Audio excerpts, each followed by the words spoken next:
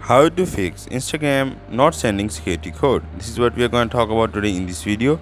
Make sure to subscribe to the channel. This really helps a lot. So without any further ado, let's move into the video. First of all, let's talk about the security code. The security code is usually sent to you when you forget your password or you want to reset your password.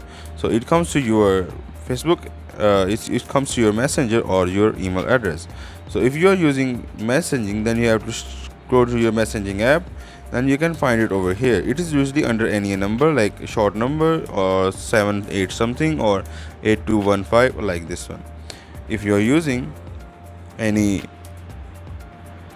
Gmail account, then you have to click on Gmail or any email, then you can find your Gmail over here. But if it's not showing, then you have to click on these three lines and you have to go on this spam folder. As you click on the spam folder, now in the spam folder it will be showing if it's not coming to you. If it is still not working, then you have to go back and go to Instagram help center and then they can help you over there. This is all from the video. Make sure to subscribe to the channel. It really helps a lot. So without any further ado, let's give a thumbs up to this video. Thank you.